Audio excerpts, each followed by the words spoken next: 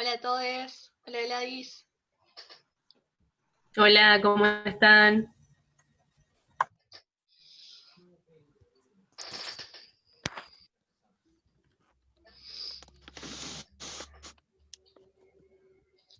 Hola y Luciana.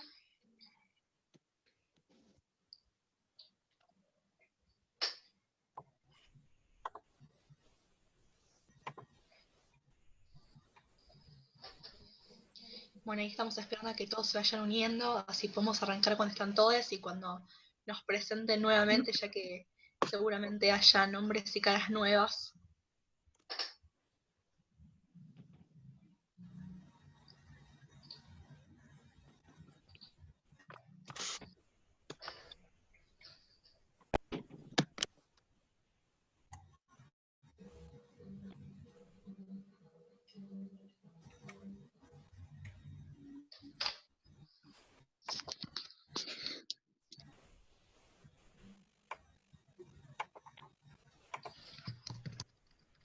Bueno, ahí Luciana preguntó acerca del primer encuentro, sí está subido por el canal. Después los chiques les van a contar más sobre cómo poder entrar, pero ya lo subieron por YouTube.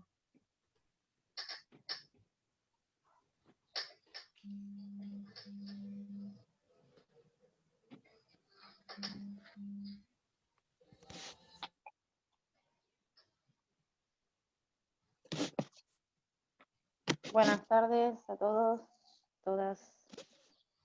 Hola, ¿cómo andan?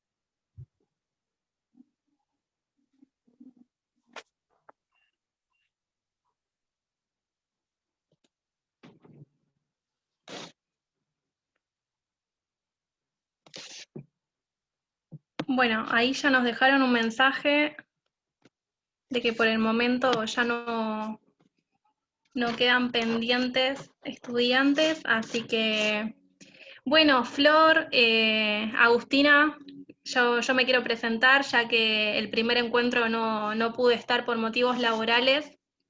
Mi nombre es Samira Galván, yo soy licenciada en psicopedagogía y también la coordinadora del programa Interap. No sé si ustedes habrán visto seguramente alguna publicación al respecto del primer encuentro.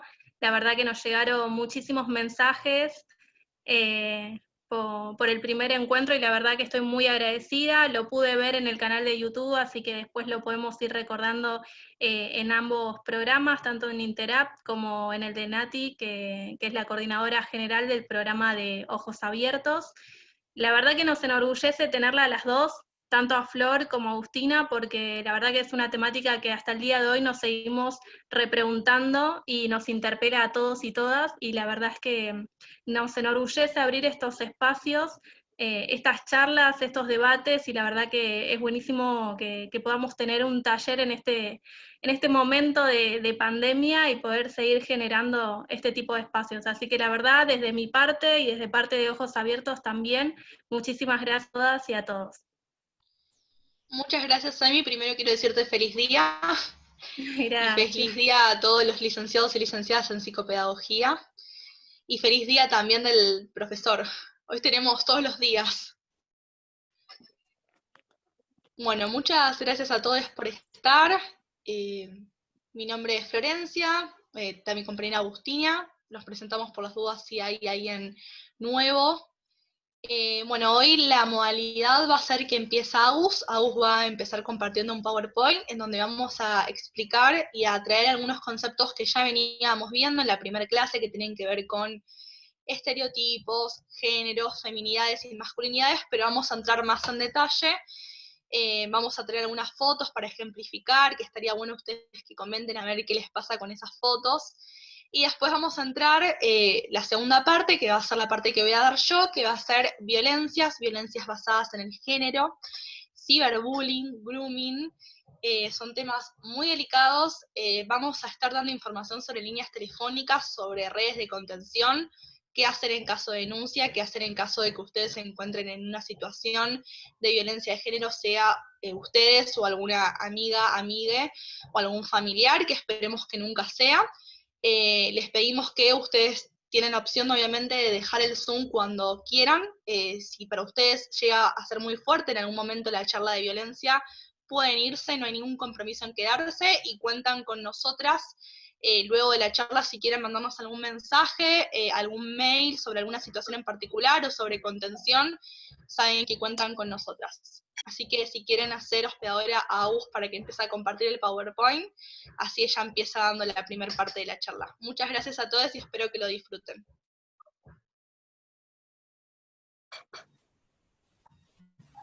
Bueno, vamos a ver si puedo compartir.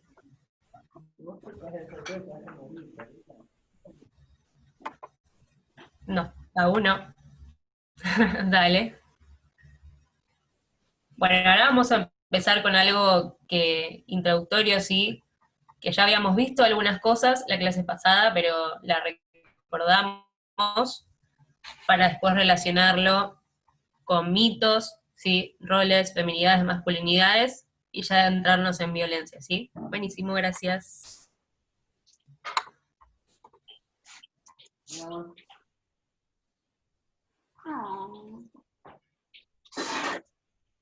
Bien, ¿estoy ahí? Perfecto, Agus. Genial. Bueno, acá estamos de nuevo, nosotras. Les recordamos que tenemos página de Instagram, ¿sí? Género Ideas, así que si quieren seguir, dejar comentarios, preguntas, los que quieran acerca de la charla, son bienvenidos, ¿sí? No me voy a presentar de nuevo porque ya nos conocen, ¿sí? Pero somos estudiantes de psicología ambas, acompañantes terapéuticas, ¿sí? Nos especializamos en lo que es educación sexual integral, somos diplomadas y talleristas de ESI. Y bueno, también en lo que es violencia de género, Flor es instructora en derechos humanos, así que vamos por esa línea. Bien. Vamos a recordar un poco Estuvimos hablando, ¿sí? Acuérdense que estuvimos hablando del sistema sexo-género, ¿sí? De cómo se relaciona directamente los genitales, se le asigna un sexo masculino o femenino, y a raíz de eso se le asigna un género, ¿sí? Que es una construcción social. No es algo que venga dado de la naturaleza, ni el sexo ni el género, ¿sí? Son ambas construcciones. Pero la identidad de género, ¿sí? Es un constructo que lleva determinadas creencias, valores y representaciones binarias, ¿sí? Porque definen solo mujer y varón, ¿sí? Dos formas de ser, determinadas y solo dos, por eso es binaria, porque son dos. Y presuponen roles, formas de expresión de sentimientos y emociones, actitudes, actividades y deseos. Es una formación compleja que se les atribuye a las personas y que determinan su forma de vivir, su forma de pensar, si están metidos en nuestra subjetividad. Pasamos, bien. Acá tenemos las dos lógicas diferencias. Tenemos, por un lado, lo masculino y por otro lo femenino como opuesto, ¿sí? Como lo contrario. El uno es lo que el otro no es. El hombre es objetivo y la mujer es subjetiva, ¿sí? Esto tiene que ver con que el hombre se presta como racional, ¿sí? Como que hace a la razón, y la mujer es la emocional, ¿sí? La débil, la que se deja llevar por sus emociones y no puede ser objetiva. El hombre es universal y público, y la mujer particular y privada. Habíamos visto, ¿se acuerdan la clase pasada?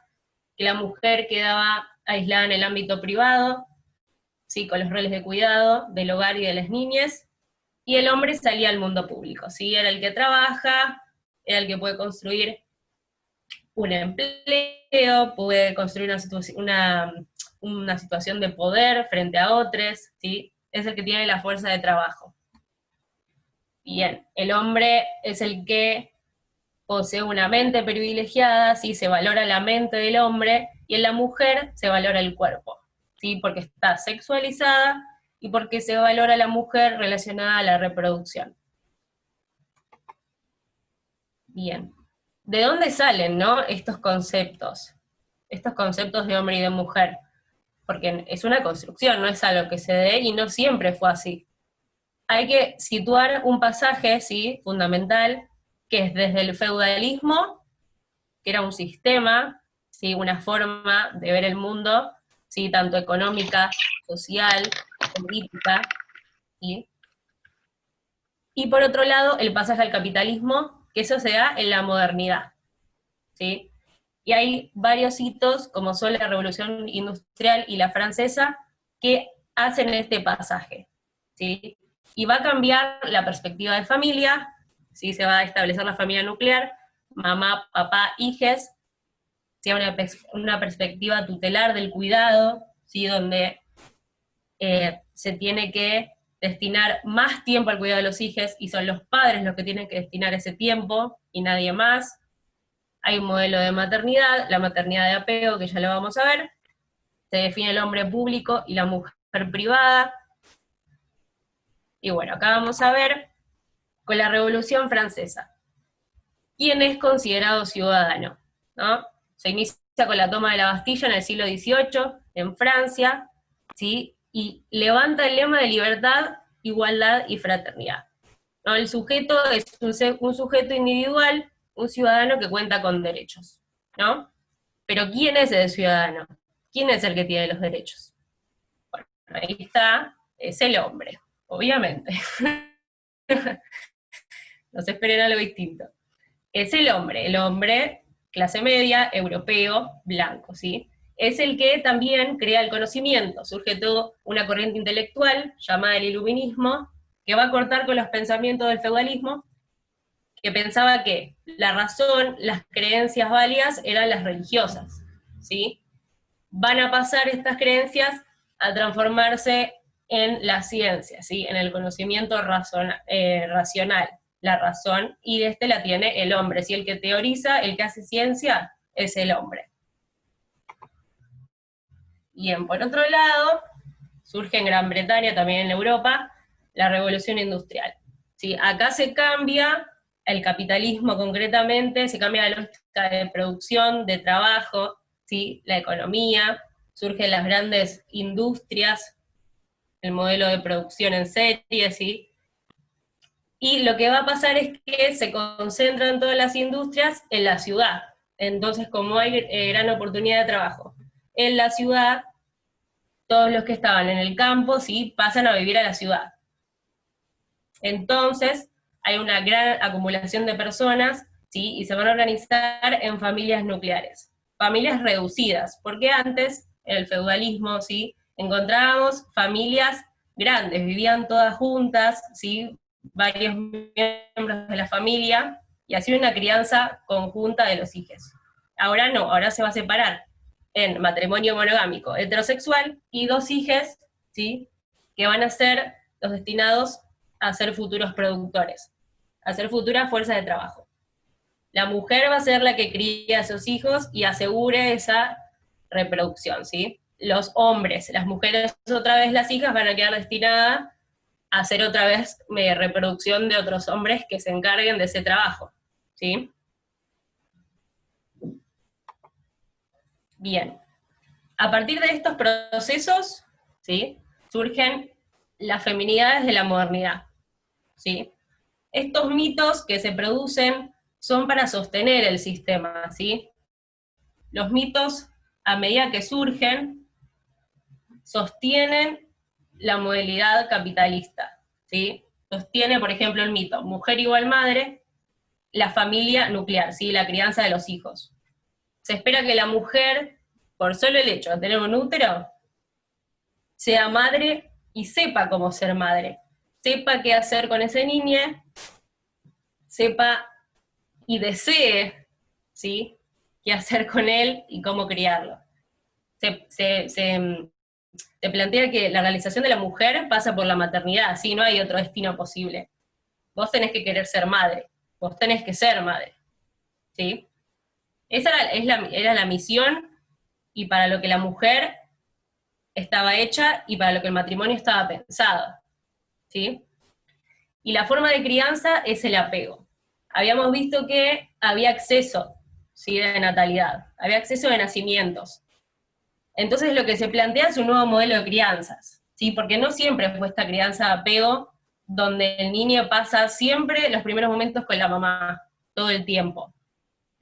No, esto no era así, sino que antes, en el feudalismo, las mujeres, sobre todo las adineradas, contrataban nodrizas que cuidaban a sus hijos, ¿sí? Los amamantaban, los primeros 2 años casi siempre, ¿sí? Después volvían con las familias. Pero esos primeros momentos no eran pensados de una lógica de apego. Y en el caso de las mujeres que no tenían una buena posición económica, se hacían crianzas colectivas, digamos, ¿sí? Entre varias, se ayudaban, la que tenía más leche era la que amamantaba, por ejemplo. Así que esto también es una construcción, la maternidad como la vemos ahora. Bien. Por otro lado, ¿sí? El otro mito que sostiene el rol de la mujer en la familia nuclear es el mito del amor romántico, ¿sí? Donde la mujer debe realizar todas las tareas de cuidado por amor, ¿sí? Esta lógica, bueno, lo hago por amor, ¿sí? Destino toda mi vida a la crianza de mis hijos y a mantener el hogar porque los amo y porque lo tengo que hacer porque los amo, ¿sí? Eso no se cuestiona, es un deber que parte de ser madre, ¿sí? Y que sea la mujer la que se encargue de las tareas del hogar, la subsume al mundo privado, ¿no? La impide de poder desarrollarse en otros ámbitos, ¿sí? Y también invisibiliza el hecho de que es un trabajo, ¿sí? Es un trabajo que demanda horas. Y hoy en día nos encontramos en que, bueno, podemos salir al mundo privado, podemos estudiar, podemos tener relaciones sociales y podemos tener un trabajo, pero el trabajo en casa no remunerado se sigue manteniendo, ¿sí? Y este exceso de trabajo puede traernos consecuencias a futuro, ¿sí? que pensamos que pueden afectar la vida de las mujeres, ¿sí? Pueden causar estrés, ¿sí? Pueden causar en un futuro menor calidad de vida, ¿sí? Y menor tiempo de vida, así que es algo que debemos repensarnos, y que este trabajo sea reconocido, ¿no? Acá pusimos una imagen, eso que llaman amor es trabajo no pago. Es importante visibilizar esto. Bien, acá pusimos un ejemplo de brecha salarial en Argentina, ¿sí? De lo que pasa actualmente, aunque ganamos el derecho a trabajar, seguimos teniendo menos acceso, ¿sí? A una equidad, ¿sí? Con el hombre, porque ganamos 29% menos que los hombres, en los mismos puntos. En tiempo de Jesús no. ¿No? Sí. Ay, perdón, pensé que me estabas preguntando algo. Bueno, los hombres, nada, siguen teniendo más jerarquía que nosotras, ¿sí? Porque parte de esta premisa de que la mujer no es apta para tener la misma jerarquía que el hombre, ¿sí? Sigue siendo vista como la que es subjetiva, como la que es débil, como la que no es capaz de liderar, ¿sí? Porque se deja llevar por las emociones. Y acá hablamos del techo de cristal. ¿Sí? El techo de cristal, ahora lo voy a explicar más adelante, pero implica que hay un 30% menos de mujeres que de varones en puestos jerárquicos en ámbitos laborales, ¿sí? Esto es hoy en día, ¿sí? Así que, les que dicen que el patriarcado no existe y todo eso, bueno, tenemos varias razones para afirmar que sí, que sigue existiendo, ¿sí? Acá tenemos otra imagen que muestra la cantidad de horas no remuneradas y la diferencia entre hombres y mujeres, ¿sí? Es una diferencia atroz, ¿sí? Las mujeres destinan al trabajo remunerado más del doble de horas que los varones, ¿sí? Un 80% contra un 34%. Bien, acá hablamos de qué tipo de trabajo acceden las mujeres, ¿no? Porque a pesar de que podemos salir al ámbito laboral, se sigue asociando a la mujer, principalmente los trabajos que más se ocupan son servicio doméstico, de cuidado, todo lo que tiene que ver con cuidado, y educación, ¿sí? Y son de los salarios peores pagos. Acá está el ejemplo del servicio doméstico, ¿sí? El 21,5% de las mujeres que trabajan de ser empleadas domésticas, ¿sí? Y es uno de los mayores niveles de precarización laboral y peores salarios de toda la economía, ¿sí? Acá esto era del 2017 aproximadamente, por eso el salario es más bajo, ¿sí?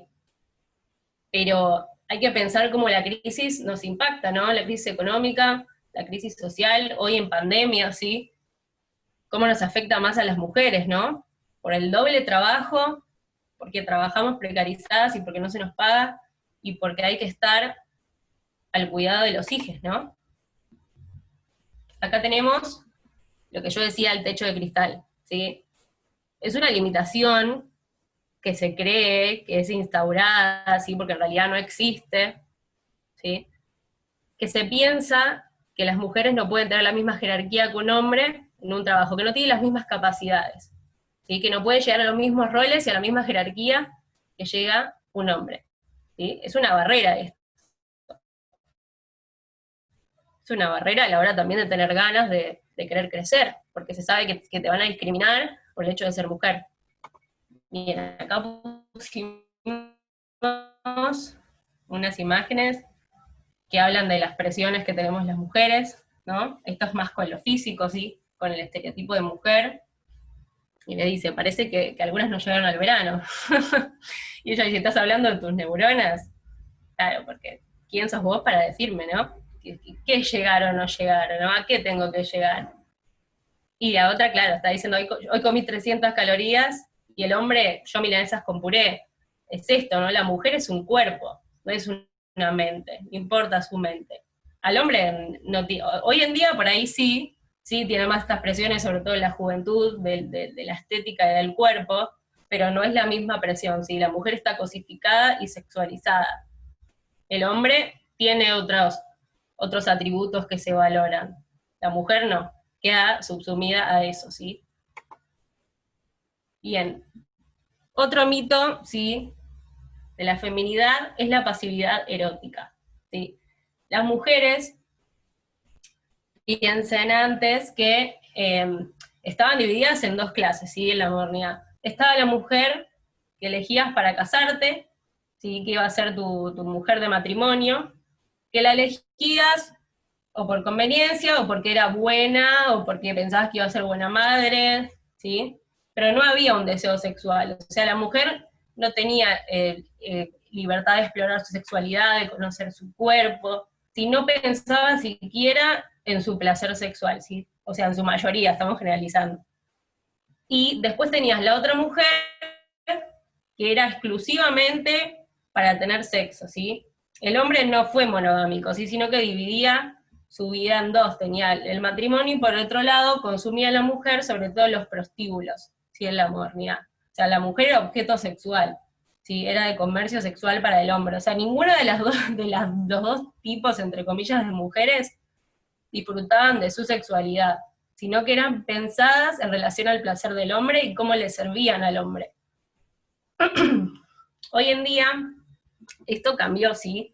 Las mujeres ganamos el derecho y se alejó ese tabú bastante, ¿sí? De poder explorar nuestra sexualidad. Pero esto sigue siendo condicionado. Perdón. Tiene que ser desde la heteronorma, ¿sí?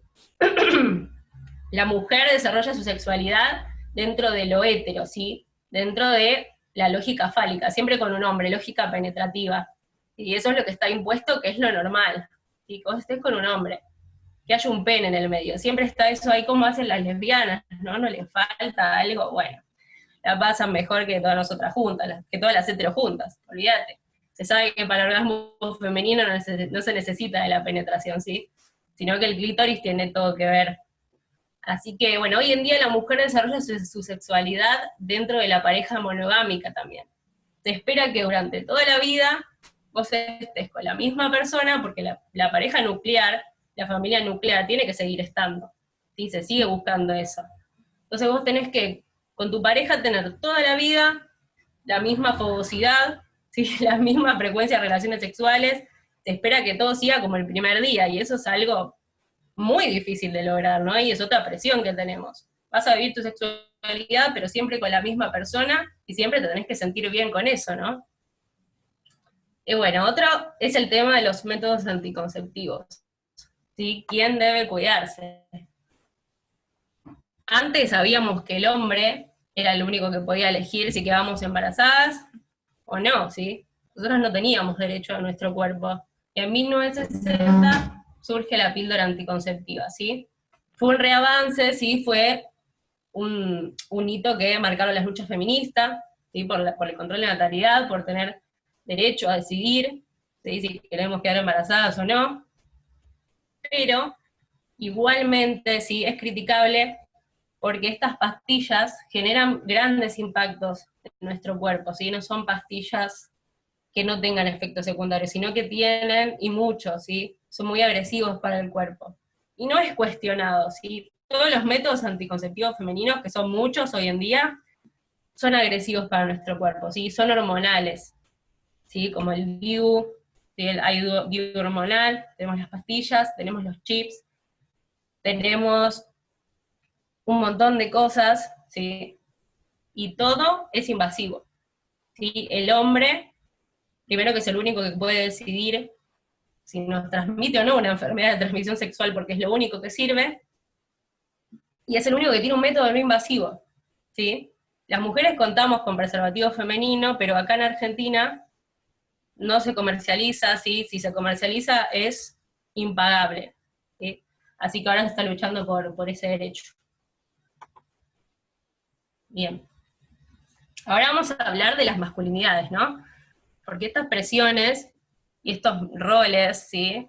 Y estos mitos que sostienen la subjetividad no solo es en la mujer, sino que también en el hombre, ¿no? El hombre en la modernidad debe ser proveedor económico, ¿sí? Tiene que mantener económicamente y simbólicamente significa poner a la familia en cierta posición de poder frente a los demás, ¿sí? En el ámbito público. Y tiene que mantener a la mujer, a los hijos, y también proveer sexualmente a la mujer, ¿sí? El hombre es el que carga toda su presión de tener que hacer todo esto frente a la familia, ¿no? Eso lleva a grandes niveles de exigencia y de autoexigencia, ¿sí? Tenemos una investigación, una tesis de doctorado, de Tajer, que es una psicóloga, ¿sí? Que dice que las consecuencias fisiológicas de esto, de la sobreexigencia, de todo el trabajo, y de todo el estrés que eso conlleva, son afecciones de índole cardiovascular en los hombres, ¿sí? Y también la menor expectativa de vida. Que hay que pensar cómo nos podría afectar a nosotras si seguimos con este estilo de vida también, ¿no? Y también tenemos todo el tema que pasa en la vejez, ¿sí? Si el hombre se vale de toda su virilidad, de proveer económicamente, ¿qué pasa cuando se jubilan? ¿No? ¿Qué pasa cuando todo eso que me definía ya no está? ¿Sí? Cuando ya no soy lo que me dio mi masculinidad, que fue lo que me definió, lo que me hizo importante, ¿no? Entonces tenemos un mayor índice de suicidio en los adultos mayores cuando pasa la edad de la jubilación, ¿sí? Porque su vida pierde sentido, ¿sí? Tanto por su intensidad en las relaciones sexuales, ¿sí? Por lo económico, por lo social. O sea, hay una gran pérdida ahí que no se está pudiendo resolver porque todo el valor del hombre pasa por ahí, ¿sí? Pues también pusimos la crisis socioeconómica de 2001, hubo un aumento de consultas psicológicas por diagnóstico de depresión, y de hombres, porque si vos te autovalés por lo que sos económicamente, te agarra una crisis, ¿sí? Como esta también, ¿qué pasa con lo que sos? ¿Qué pasa con vos, con tus ganas de seguir, ¿sí?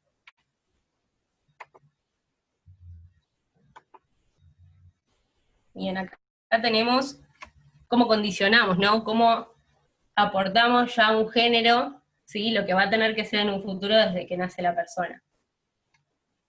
¿Sí? El enfermero o médico, porque no se sabe qué es, ¿sí?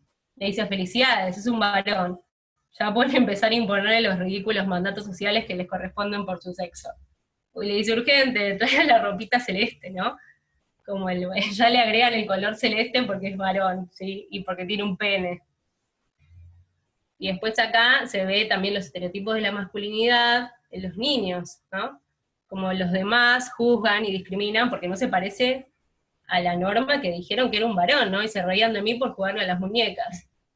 Y la madre ahí le dice, no llores, vos podés jugar con lo que quieras, ¿sí? Esto que decíamos, dejar al niño elegir, y que no hay juegos de varones ni juegos de nenas.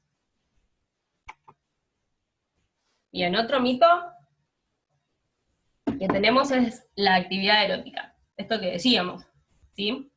Va en contra de la pasividad de las mujeres, ¿sí? Si la mujer es pasiva, el hombre tiene que dominar, ¿sí? El hombre es el que tiene que disfrutar de su sexualidad, siempre tiene que tener ganas, siempre tiene que estar ahí al palo, ¿sí? No hay otra posición. Entonces, de tamaño, de capacidad eréctil, ¿sí? De duración, todo es medible, y todo eso afecta a la subjetividad de la persona, ¿no? Hay una autoexigencia también ahí. Después está la sexualidad dividida que les contaba, ¿sí? Mujer-madre, mujer erótica. Y que esto que tenemos que repensar, ¿no? Que los varones suelen construir sus deseos y sus fantasías y sus expectativas también en relación a la pornografía. ¿Qué exigencias conlleva esto?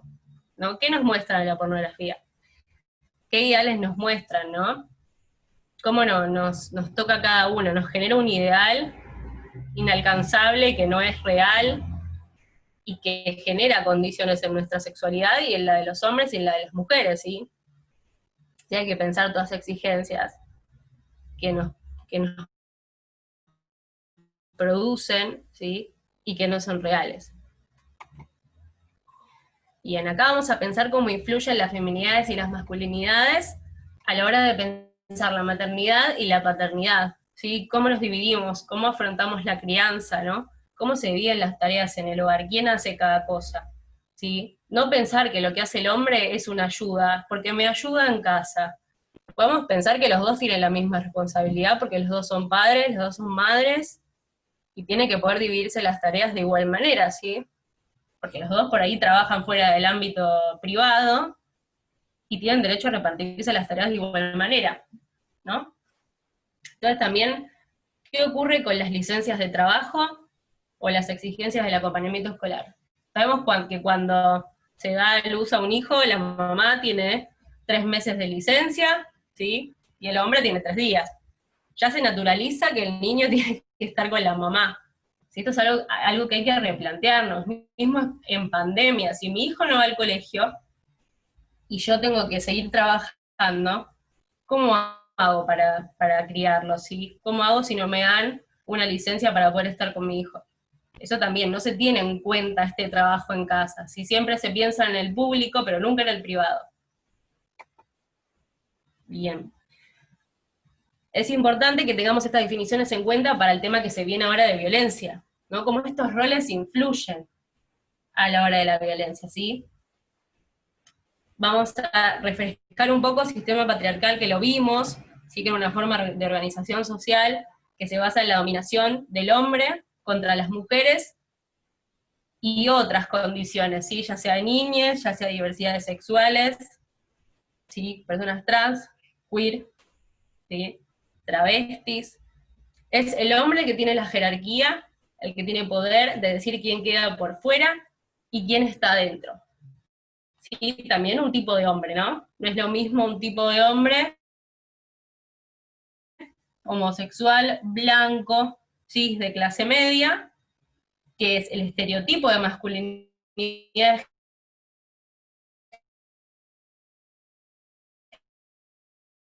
hegemónica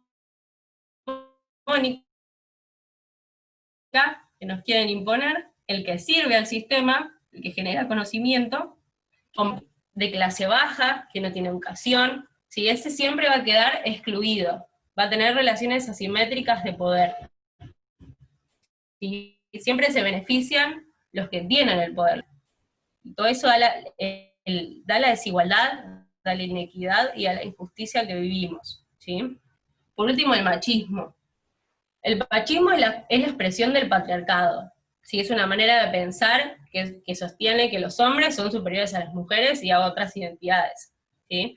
Y conlleva un conjunto de prácticas, como es la misoginia, ¿sí? La misoginia es una de las expresiones, ¿sí? Del machismo y del patriarcado. Se remite a la actitud o comportamiento de odio, ¿sí?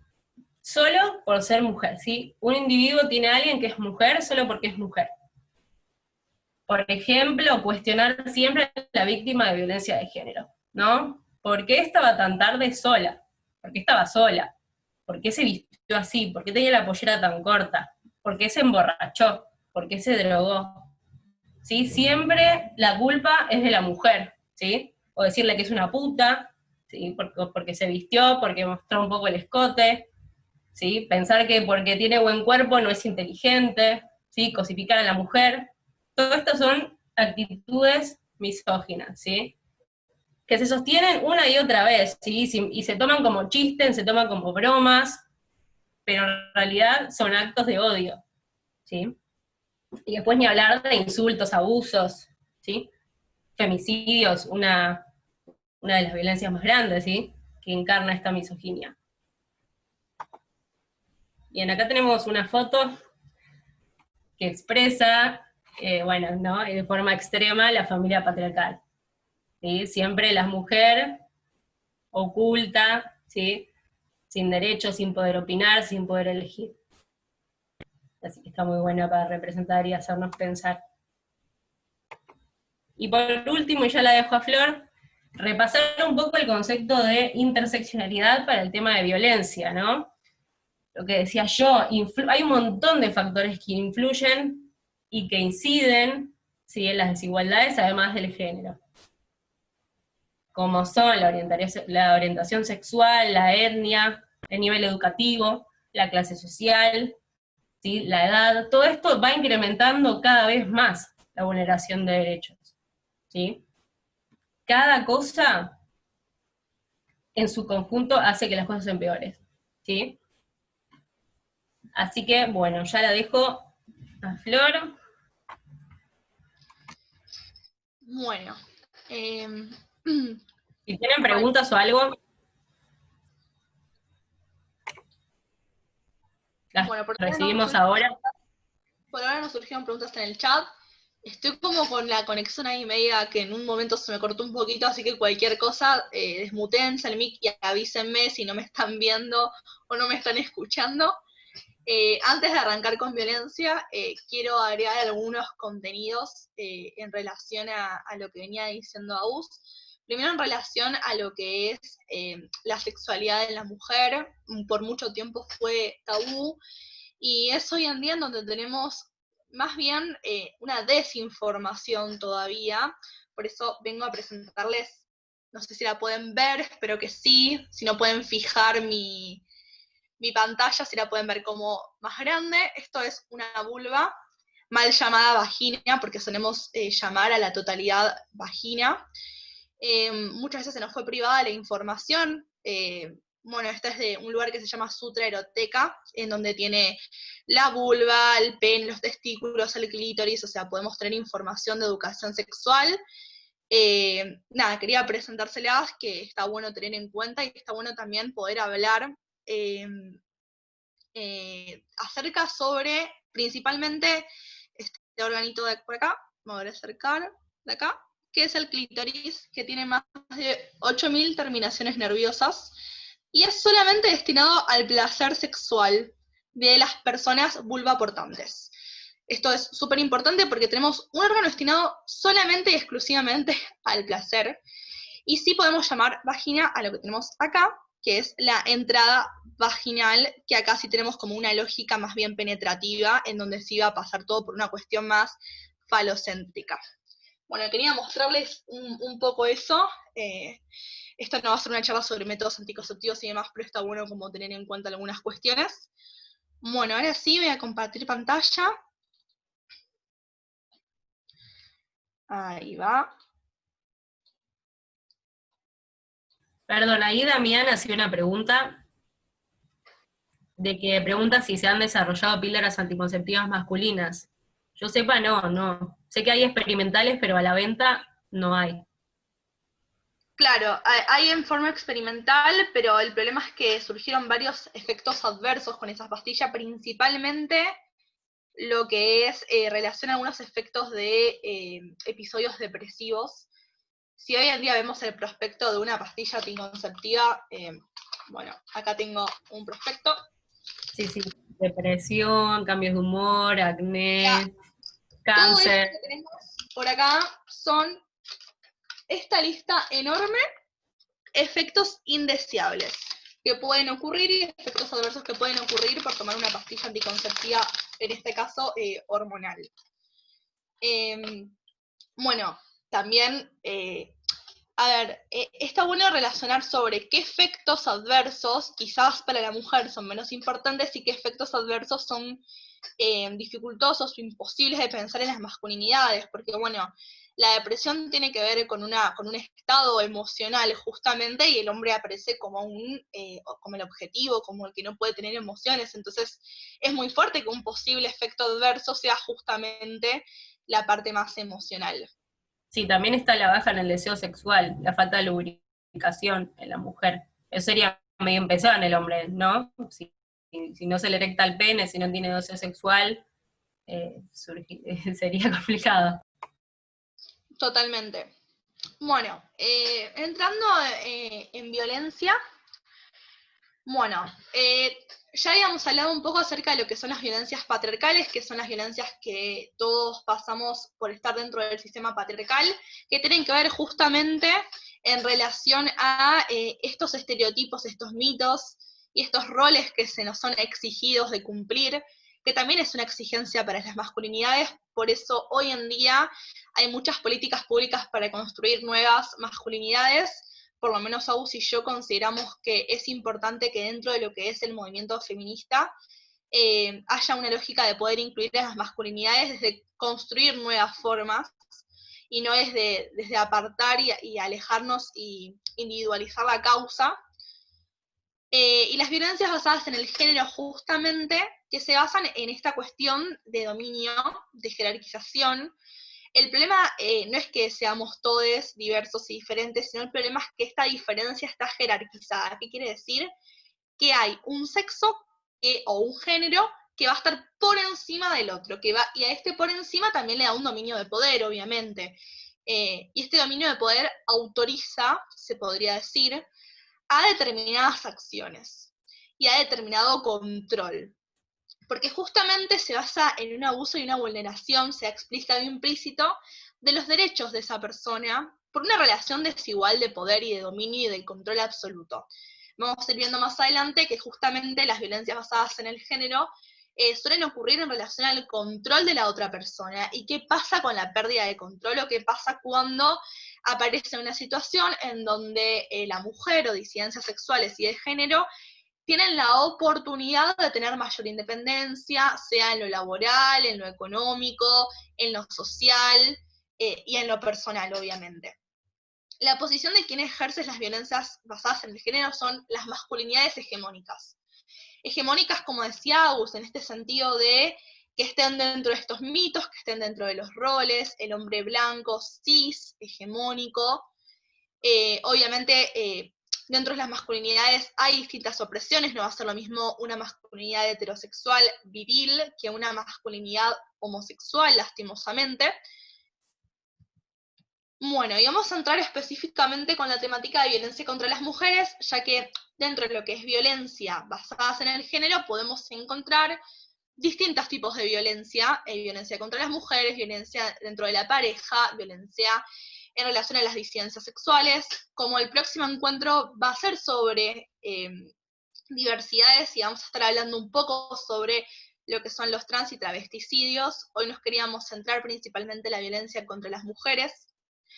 Esto se basa justamente en que se puede dar tanto en la conducta, es decir, en un hacer sobre o omisión, sea en el ámbito público como en el privado, basado en esta relación desigual de poder que afecte la dignidad, la vida, la sexualidad, la cuestión económica, patrimonial, lo laboral, es decir, que afecte a la mujer en su integridad como persona, porque siempre entendemos la integridad en relación a esta interseccionalidad que hablaba Agus, de que nosotros somos como una maraña, no es que nuestra identidad se va a definir solamente por un recorte nuestro, sino que estamos justamente atravesados por un montón de factores, nuestra clase social, nuestra etnia, nuestra edad, nuestro género, nuestra posición, nuestra ubicación, nuestro contexto social, político. No va a ser lo mismo una persona que hoy en esta situación viva en Argentina, en Capital Federal, que viva en Argentina en el norte y que viva en Argentina en el sur.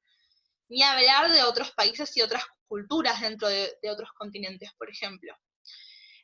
Acá es importante resaltar que más del 80% de la violencia contra las mujeres suele ocurrir dentro del ámbito familiar y suele ser bastante invisibilizada o, mejor dicho, naturalizada, que es un poco el concepto que veíamos en la clase pasada de deconstrucción, que tiene que ver justamente con poder repensar que todo aquello que se nos presenta como natural en realidad tiene una historia y tiene un contexto y tiene una construcción cultural. Entonces dar cuenta de ese contexto, dar cuenta que en realidad es una forma de interpretar los cuerpos, de interpretar las violencias, de interpretar a las mujeres, y que no viene a ser una verdad absoluta y una certeza.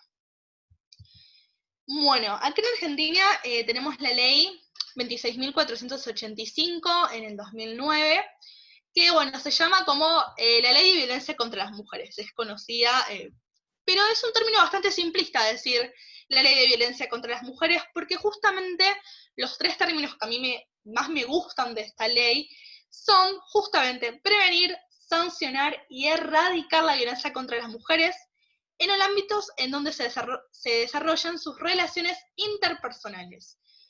Bueno, vamos a ver qué significa esto. Prevenir, sancionar y erradicar. Quiere decir justamente, bueno, sancionar sí, tiene que ver en relación a las denuncias, en relación a que realmente haya una acción por parte de la justicia cuando se ejerce la violencia. Pero lo principal y lo que nosotras y nosotros más queremos es que no haya ningún acto de violencia contra las mujeres. Por eso, lo principal, el segundo término va a ser prevenir esas situaciones, que justamente estos talleres tienen que ver un poco con prevenir ciertas situaciones de violencia, y para prevenir, ¿qué tenemos que tener? Información sobre qué es la violencia, los tipos de violencia, las modalidades. Y erradicar tiene que ver justamente con quitar, eliminar. que bueno, nosotras podemos sostener que la educación sexual integral desde que somos niñas, es decir, que realmente se cumpla en el nivel inicial, podría tener como objetivo erradicar la violencia, y por otro lado, estos ámbitos en que se desarrollan las relaciones interpersonales tiene que ver con esta cuestión de que ya la violencia no queda subsumida en lo que es el ámbito privado. Es decir, que hoy en día, en caso en que veamos alguna situación de violencia, tenemos el deber como ciudadanos y como profesionales de poder hacer algo, de poder dar una señal, de poder llamar a alguien, de poder ofrecer nuestra ayuda. No queda subsumida en el ámbito de la pareja y es algo que se arregla entre parejas.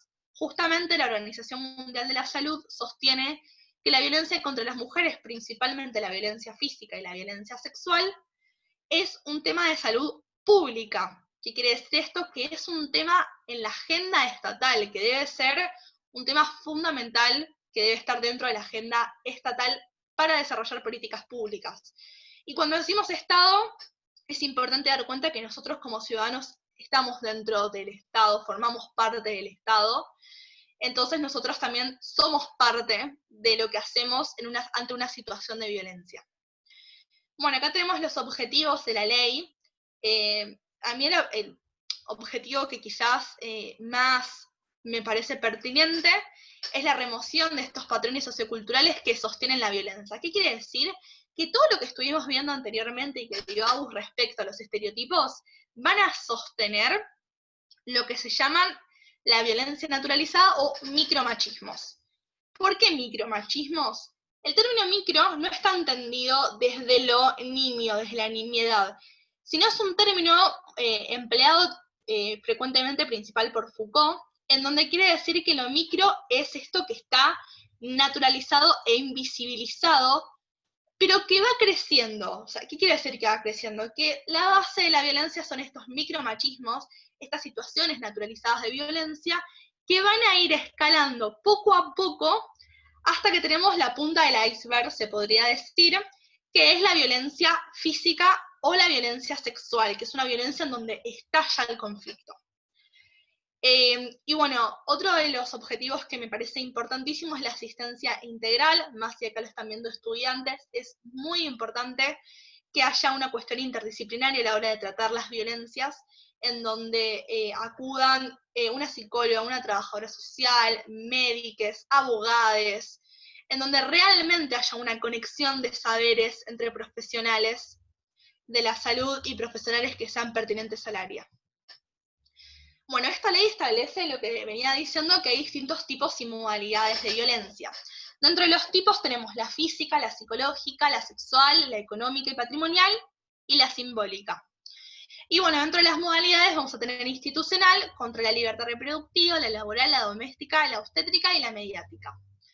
En el artículo 6 justamente se incorporó lo que es la violencia política, que hoy en día podemos ver constantemente ciertas agresiones en relación a muchas mujeres que están en ciertos lugares políticos sumamente importantes, hay mucha agresión, y se basa también en esta cuestión de que es mujer, o sea, más allá de nuestra ideología, nuestro partido político al cual podemos llegar a adherir o no, hay mucha violencia respecto a ser mujer y estar en un cargo político importante y acerca de lo que se dice o no se dice, o cómo se viste o cómo no se viste. Y la violencia en el espacio público, que justamente es el acoso callejero, este famoso un piropo no le hace mal a nadie. Bueno, hoy en día el piropo está tipificado en una ley como acoso callejero. Es decir, que si ustedes en alguna situación están en la calle transitándola libremente y una persona, principalmente un hombre, les dice algo, algún mal llamado piropo, ustedes deberían de poder acercarse a algún comisario o algún policía que esté en el lugar, que debería estar en el lugar. Pero bueno, de dicho al hecho, ¿viste? Hay un largo trecho de lo que sucede. Hoy en día la institución dentro de lo que es la policía, sabemos que es una institución bastante machista, lastimosamente. Así que es como algo que se nos dificulta, también es algo que se dificulta a la hora de ir a hacer una denuncia, a la hora de estar en un proceso judicial, y a la hora de decidir también qué hacer ante una situación de violencia que vamos a ver un poco más adelante. Bueno, Acá les especifico un poco los tipos de violencia para que ustedes las tengan. Esto ustedes pueden ver el PowerPoint, nosotros se lo pasamos a la Facu para que ustedes lo tengan en formato PDF. Pero bueno, retomando un poco, justamente la violencia física se remite a este daño hacia el cuerpo, hacia una agresión que justamente puede afectar la integridad física de esa persona. Un cachetazo, tirarle el pelo, tirarle un objeto, quemarla, pegarle en cualquier situación. Muchas veces quizás esto de tirar el pelo se cree que es un gesto de, bueno, te tiro un poquito el pelo y ya está. Y es algo que afecta, es una agresión hacia la cuestión de integridad física de la otra persona. Eso también es importante tenerlo en cuenta en relación a muchas veces cómo educamos a nuestros niños. Con esto de un buen chirlo siempre viene bien. Bueno, sigue siendo violencia física por más que lo haga alguien que es responsable. Hay que acordarse que también dentro de las leyes, los padres y los responsables justamente tienen el deber de la protección de los niños y adolescentes. Y justamente la protección tiene que ver con que el niño esté por fuera de un entorno violento. Después tenemos la violencia psicológica, que como verán es abismal lo que es la violencia psicológica, porque tiene que ver con las amenazas, con los hostigamientos, con el acoso, con algo que dañe la autoestima de la otra persona, que se ponga en duda la culpabilización. ¿Cuántas veces podemos escuchar en casos de violencia el hecho de que la víctima se culpa y se responsabiliza justamente de la situación? Bueno, él me pegó porque yo, la verdad es que hoy no quise hacer la cena, estaba cansada y tenía razón porque es mi deber. Bueno, ahí podemos ir viendo cómo se relacionan todos los mandatos relacionados a la mujer como cuidadora, y no solamente cuidadora de los hijos, sino cuidadora del marido, cuidadora del hogar, que se debe de encargar y queda subsumida de las tareas domésticas, como cuando no hace esa tarea doméstica que debería de hacer, hay un golpe. Y después del golpe que hay, bueno, culpabilización. Vos sos culpable porque tu tarea era hacer la comida. Entonces la mujer dice, no, yo me merecía el golpe porque yo no hice lo que debería de hacer. También tiene que ver la ridiculización. Esto es fundamental. Que te grite tu pareja adelante de sus amigos, adelante de tu familia y te diga sos una tonta, sos una estúpida, tiene que ver con la violencia psicológica y tiene que ver con bajar y reducir la autoestima de la otra persona. El abandono y principalmente los celos. Los celos tienen la cuestión de estar en relación a esta idea de la propiedad, de que el otro es propiedad nuestra. Pero cuando hablamos de propiedad, podemos pensar en una relación de objeto, ¿no? Sujeto-objeto. Yo soy el sujeto que en relación a mi propiedad está ese objeto. Por ejemplo, yo soy propietario de mi casa. Yo soy propietario de cierto campo, por ejemplo. Pero yo no soy propietario de una persona. O sea, apenas entramos en la lógica de pensar al otro en esta relación de propiedad, lo que hacemos es quitarle el lugar de sujeto, no pasa a ser sujeto, y dejarlo subsumido a un lugar de objeto. Y esto es un problema, porque ¿qué pasa con el campo del semejante? Bueno, Deborah Tager, que es una de las doctoras en psicología que nombró a Agustina en relación a su tesis que tiene que ver con las masculinidades, habla sobre quiénes entran en el campo del semejante. ¿Qué significa semejante? Alguien que es igual a mí o parecido a mí, y como es parecido a mí, lo considero digno de mis mismos derechos. Entonces, si yo considero a alguien que es sujeto de derecho como yo, entonces lo considero que realmente merece los mismos derechos que yo. Bueno, ¿qué pasa cuando el otro es subsumido a un lugar de objeto de propiedad? No solamente deja de ser semejante, sino que pasa a ser la nada misma. Entonces, la violencia también se hace más fácil. ¿Por qué? Porque si el otro es un objeto, tengo más derechos sobre ese objeto, y tengo más derecho a pegarlo, tengo más derecho a insultarle, tengo más derecho a que haya una sumisión total de ese objeto. Entonces, no hay una responsabilidad de lo que yo estoy haciendo sobre el otro. Bueno, acá tenemos la violencia sexual, que justamente tiene que ver con lo que atente a la decisión voluntaria de todas las mujeres en relación a una vida libre sobre el placer, sobre lo sexual y también sobre lo reproductivo. Esta ley, lo que me parece sumamente importante y fundamental, es que habla sobre la violencia sexual dentro de la pareja, que es algo que muchas veces está invisibilizado. ¿Por qué? Porque tiene que ver con que vos cuando estás en pareja, si sos mujer, deberías de tener ganas, deberías de saciar al hombre. Que también acá se ven un montón de estereotipos relacionados al hombre, porque también se le ubica como el hombre que siempre tiene ganas, como el hombre viril, pero muchas veces se me ocurría también esto de, mi abuela siempre me decía, vos nena, decí que te duele la cabeza, porque esa es la excusa para poder irte a dormir.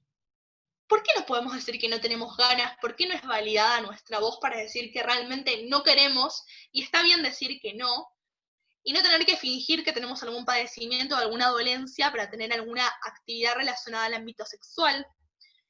También tiene que ver con la prostitución forzada. Este es un tema que a mí me gusta bastante, pero que bueno, tengo una posición tomada también en esto.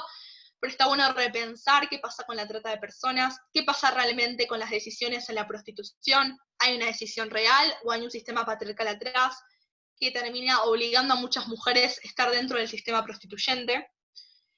Y tiene que ver justamente con la explotación y esclavitud también. Y bueno, la violencia simbólica tiene que ver con la que estábamos hablando. O sea, la violencia simbólica atraviesa a todos los tipos de violencia, que tienen que ver justamente con todo lo que se relaciona con los estereotipos y con lo que se presupone que una mujer debe de hacer. Naturalizando justamente que estos roles son impuestos, que son construidos socialmente. Como decía antes, como la mujer debe de cocinar, quizás no te da un golpe, pero te dice, esto es terrible y vos tendrías que haberlo cocinado bien. O te dice, che, ¿hoy no cocinás? Como estas actitudes que tienen que ver con una violencia simbólica, que reproducen estereotipos, porque te vuelven a ubicar a vos como mujer en un lugar, en un rol que debes de cumplir, en un rol hegemónico. Después tenemos las distintas modalidades. La violencia doméstica tiene que ver justamente relacionada al grupo familiar. Hoy en día tenemos acá en Capital Federal la Oficina de Violencia Doméstica. Es decir, que toda violencia que ocurra dentro del ámbito familiar, pareja, marido, padre, hermano, cualquier hombre que esté dentro del grupo familiar es considerado violencia doméstica. Luego tenemos la violencia institucional, que es toda violencia que es ejercida por aquellos profesionales que son parte de una institución justamente. Es fundamental entender que esto tiene que ver con una institución pública o una institución privada. Es decir, que nosotros, por ejemplo, vamos a un hospital general que es público y algún médico o alguna enfermera, algún partero, lo que sea, tiene violencia sobre nosotros, también va a ser considerado violencia institucional, aparte, bueno, de la violencia obstétrica en caso de que sea una obstetricia. Y la violencia institucional tiene relación con lo que vamos a ver más adelante, que son las diversidades, justamente, que esta es una de las violencias que más padecen, relacionado a, ustedes imagínense, toda la cuestión burocrático de lo institucional. Hoy en día sabemos que cada vez que vamos a cualquier ámbito institucional nos piden DNI, nuestro nombre completo, nuestra firma, y ya es un quilombo. Imagínense la violencia que pueden llegar a sufrir las disidencias sexuales y de género, principalmente con lo que tiene que ver con su identidad autopercibida.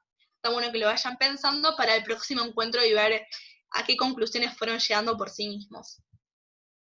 La violencia contra la libertad reproductiva, que justamente tiene que ver con la decisión libre, autónoma, sin coerción, en relación al número de embarazos y también el intervalo entre nacimientos. Dentro de la violencia contra la libertad reproductiva, a mí me gusta pensar qué pasa con la interrupción legal del embarazo. Bueno, si una mujer no puede decidir libremente abortar, ¿sería una violencia contra la libertad reproductiva? Sí, porque justamente no puede decidir en relación a cuántos hijos quiere tener y el intervalo de tiempo del nacimiento.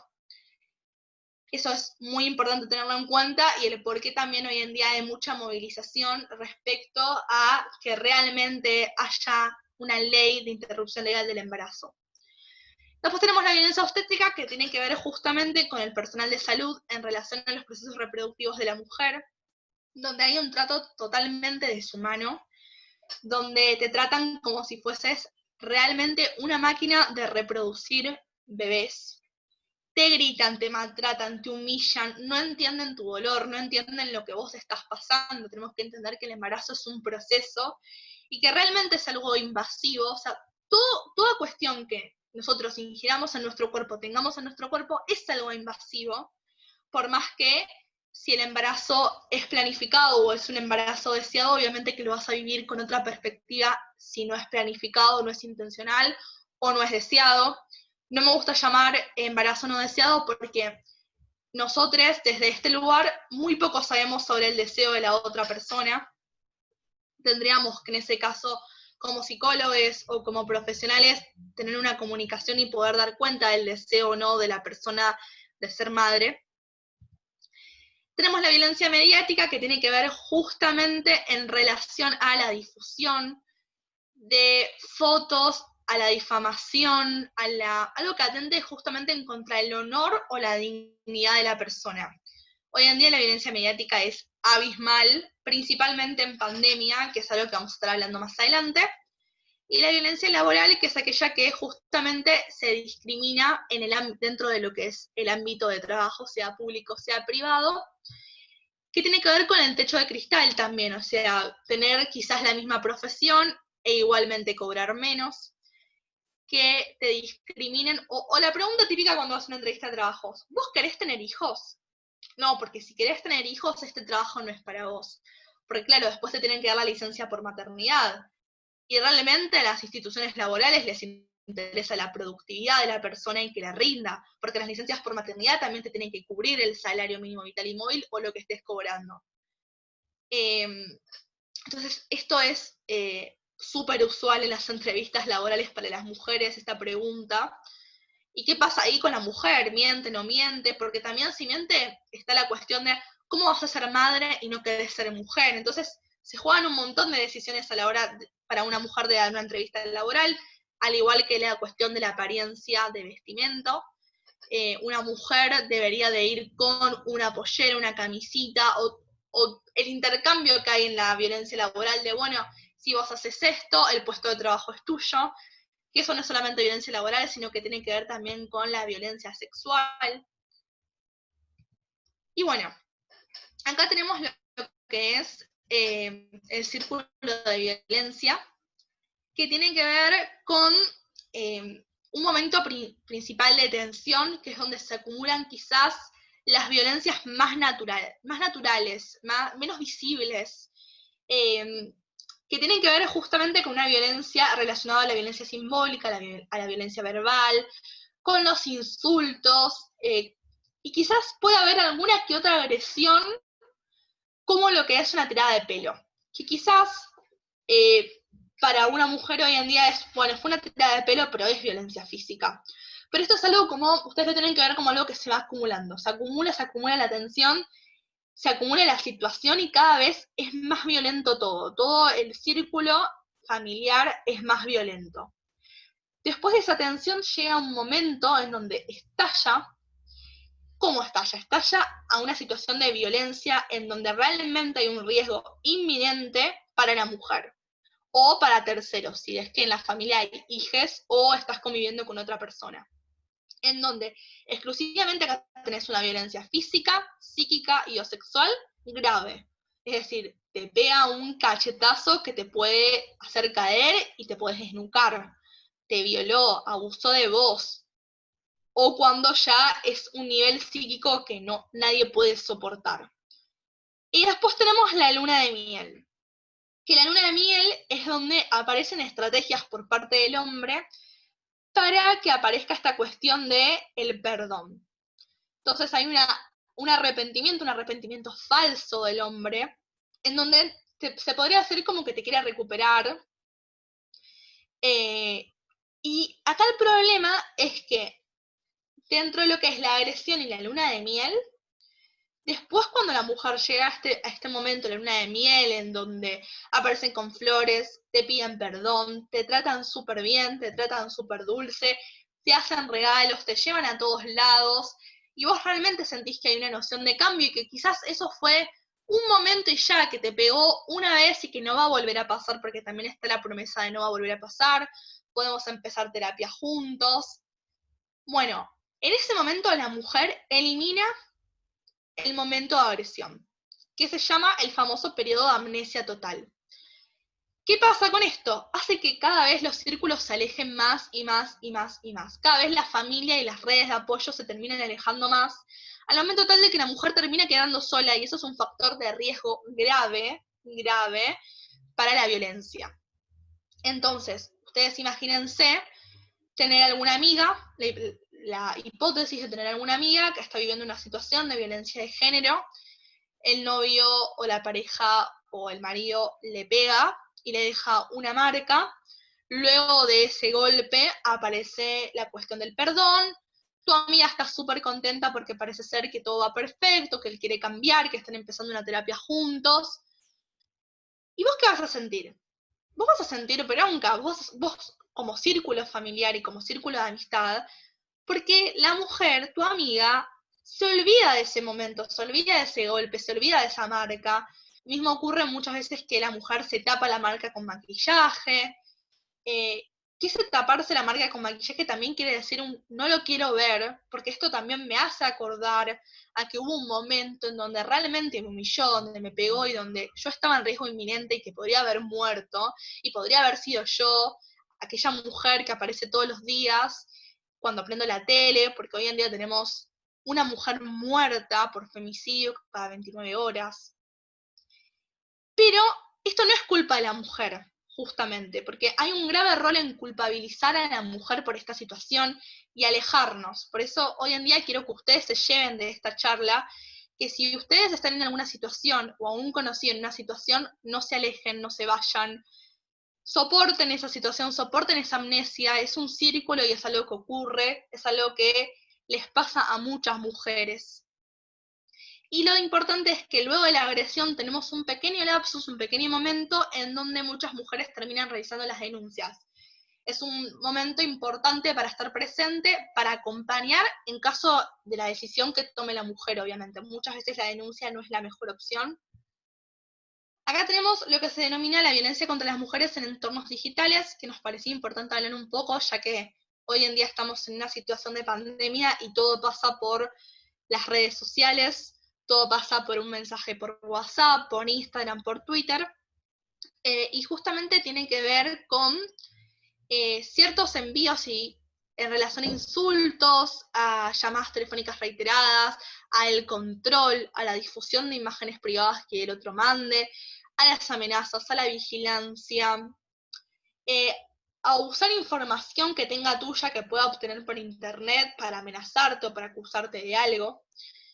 Y tienen relación también con los mitos del amor romántico, esto que tiene que ver con, bueno, él tiene todas mis contraseñas porque me cuida, porque no quiere que ningún hombre me tire celos o que me hable, porque me cuide, porque me quiere y porque él sabe lo que es lo mejor para mí.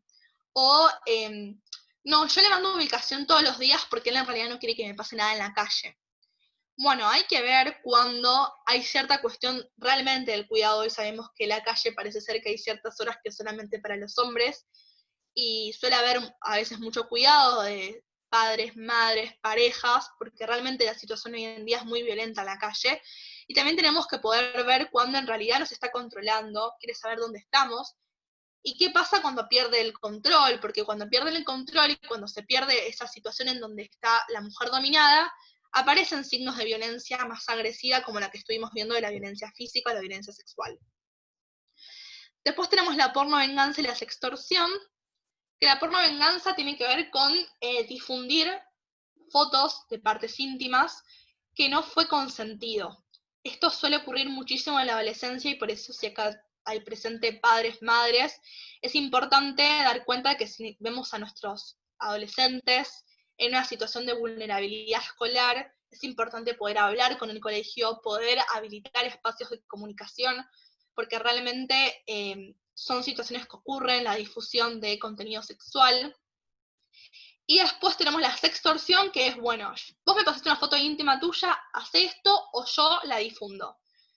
Que esto es algo que suele ocurrir muchas veces con exparejas o parejas que están por terminar. Está esta amenaza del ex en relación a no cortemos porque yo difundo todas las fotos que tengo de vos. O hace esto porque yo si no difundo todo lo que tengo. Tenemos que entender que las fotos que pasamos a la otra persona son fotos privadas y que en ese momento nosotros consentimos que se la queremos pasar a esa persona. ¿Qué quiere decir esto? Que el consentimiento es por esa vez y con esa persona. Que yo no estoy consintiendo que porque yo te pasé una foto vos tengas el derecho a difundir esa foto y que todo el mundo se entere. Más hoy en día, en la cuestión de la pandemia, que muchas parejas que estuvieron pasando la cuarentena en distintos lugares, o muchas parejas que muchas personas que estaban cumpliendo la cuarentena empezaron a utilizar ciertas aplicaciones, como lo puede ser Tinder, y después de Tinder van a otras aplicaciones como WhatsApp y demás. Por eso los consejos que se suelen usar es que cuando se pasen fotos, que hoy son las llamadas nude, no se vea nada que pueda identificar a la otra persona, es decir, que no se vean reloj, no se vean cadenitas, no se vean aritos, no se vean pulseras, no se vean tatuajes, y que sean simplemente las partes íntimas sin cara, sin rostro, y también tener en cuenta con la habitación en caso de que sea algo que pueda ser identificable. Son uno de los consejos que se suele dar en relación a pasar nude. Obviamente que nosotros pasamos nude confiando en el otro, nosotros no es que pasamos imágenes con contenido sexual sin la confianza. Principalmente en una pareja, las parejas están en relación a base de confianza, pero usualmente se suelen usar para amenazar o extorsionar a la otra persona. Bueno, esto es importante en relación a que si nosotros, principalmente este mensaje, si acá tenemos presente hombres, muchas veces suele ocurrir en muchos grupos de WhatsApp que hay ciertas relaciones masculinas hegemónicas en donde se van pasando fotos de mujeres o fotos que les son pasadas. Es importante tener en cuenta que si vos seguís difundiendo esa foto o no frenás esa discusión o no mandás un mensaje para concientizar, estás siendo parte, sos responsable. Esto está muy relacionado al bullying, el que silencia también es parte de eso. Bueno, después tenemos el grooming, que el grooming tiene que ver con un acoso sexual de un adulto hacia un niño o hacia un adolescente a partir de medios electrónicos. Es importante tener en cuenta que el grooming está tipificado en el Código Penal como un delito, es decir que nosotros podemos hacer una denuncia específica sobre grooming y que esa persona puede tener hasta una pena de 4 años máximo de prisión. Ahí dejamos justamente dónde se pueden comunicar en caso que sepan esto.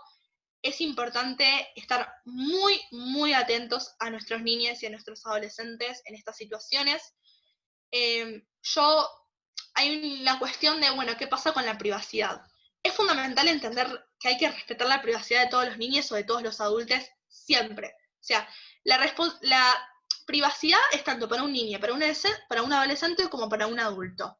Pero si nosotros tenemos indicios que nuestro hijo, sea niño, sea adolescente, está pasando por alguna situación en donde un adulto está abusando o acosando sexualmente, sea presencial o sea por medios electrónicos, porque el grooming tiene que ver más bien con los medios electrónicos, pero a veces puede pasar que haya una relación de poder de un adulto hacia un niño o un adolescente en las instituciones, es decir, cuerpo a cuerpo. Eso es todavía aún peor y es un delito peor. Es importante en estas situaciones no borrar el contenido, por más que el contenido sea muy sensible, por más que sea algo que no queramos leer ni ver, o por más que el niño y adolescente no quiera saber nada, es importante resguardar ese contenido para poder hacer una denuncia. Y también no amenazar al agresor. ¿Qué quiere decir? Si nosotros como padres vemos que nuestra niña está pasando por una situación de acoso sexual por un adulto, hay muchas películas que lo que primero te muestran es que esa persona, o sea, el adulto, el padre o madre, va hacia la computadora y le habla al agresor diciendo, yo ya sé lo que hiciste, soy la mamá de fulanito, te voy a denunciar. Eso hace que se aleje el agresor y que sea cada vez más difícil poder tener acceso a saber bien específicamente quién fue, cómo fue, poder buscarlo, poder realmente que empiece un proceso judicial y poder realmente hacer la denuncia en relación a la tipificación de la figura penal que es el grooming. Bueno, acá les dejamos algunas redes y líneas telefónicas que tienen que ver con delitos informáticos, es decir, en donde aparece el grooming.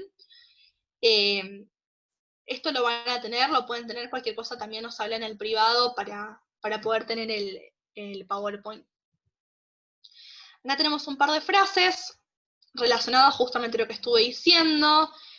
¿Qué pasa si no quiere que hables con tus amigos o con tu familia? No te permite estudiar o trabajar, te exige ser responsable de las tareas domésticas, insiste en tener relaciones sexuales aunque vos no tengas ganas y se enoje si no tenés ganas, te amenaza con hacerte daño o quitarte a tus hijos, controla el dinero y tus gastos, tenés miedo de expresar tus opiniones por cómo puede reaccionar, te echa la culpa, si se enoja te deja de hablar. Y acá tenemos ciertos indicadores de riesgo que hacen que la situación de violencia sea cada vez aún más grave. Primero, la presencia de amenazas. Si hay amenazas previas, podemos inducir que quizás haya realmente un intento real de violencia, también teniendo en cuenta que la amenaza es una violencia en sí mismo. El aislamiento, lastimosamente, en esta situación, sabemos que hay un aumento de los llamados a la línea telefónica del 144. Principalmente la vulnerabilidad económica y laboral. Muchas mujeres deciden quedarse en los hogares porque hay una situación de vulneración económica muy grave y no saben dónde ir, no pueden ir a ningún lado. Agresores pertenecientes a fuerzas de seguridad. ¿Por qué? Porque si son pertenecientes a fuerzas de seguridad, realizaron un psicotécnico, vamos a poner comillas en este psicotécnico, y quién aprobó el psicotécnico de pertenecer armas de fuego o pertenecer cierta cuestión también de poder simbólico. Y bueno, también es importante tener en cuenta la presencia de armas en la casa, que esto también está relacionado a quienes pertenecen dentro de las fuerzas de seguridad, y también, uno que creo que no está por acá, el consumo o abuso de sustancias. Cualquier abuso de sustancias o abuso de alcohol lo que hace es, muchas veces, la euforia aumenta mucho la euforia y hace que quizás se ejerza una violencia mucho más cruel.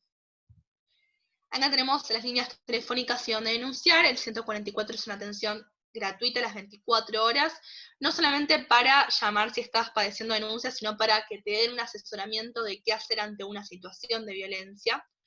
Después tenemos la OVD, que es la Oficina de Violencia Doméstica. Tenemos que dar cuenta de que por más que tenemos un montón de líneas telefónicas y un montón de recursos, no es fácil ir a hacer una denuncia, no es fácil llamar a una línea telefónica. Vos cuando vas al OVD podés estar absolutamente 7 horas sentada esperando a que te llamen. ¿Qué pasa si esa mujer no tiene contención? ¿Qué pasa si esa mujer no puede estar 7 horas afuera de su casa porque su esposo, su pareja, no sabe dónde está y la va a buscar? Por eso es importante que si haces una denuncia siempre el otro sepa que estás yendo. Acá también tenemos el programa de las víctimas contra las violencias. Dejamos también la página para que puedan entrar si están dentro de provincia, y también el mail. Hoy en día muchas cosas se derivan en relación al mail porque, bueno, con esta cuestión del aislamiento social preventivo y obligatorio, se intenta que la mujer no hace falta que salga de la casa, por más que la casa quizás es un factor de riesgo, a veces está más riesgoso que la mujer salga, el marido o el esposo o la pareja se entere y pueda después aumentar la violencia a la hora de llegar la mujer. Bueno, importante, ¿qué es ahora a la hora de hacer una denuncia? Bueno, para hacer una denuncia necesitas una prueba, no es que necesitas que vos tengas un mega archigolpe y decir, mira, la verdad es que pasó una situación de violencia, porque por lo que estuvimos viendo, la violencia es muy amplia y hay muchos tipos y modalidades. No es necesario que tengas el DNI, pero sí es importante que lo lleves y lleves el de tus hijas. A ver, si vos no vas con DNI porque te lo olvidaste, porque no lo tenés, porque lo tiene tu marido, porque tiene el control tu marido de tus pertenencias, no importa, te tienen que tomar la denuncia igual. No es necesario un abogado, el abogado va a ser necesario en caso de que eso se eleve a un juzgado y haya un proceso judicial atrás.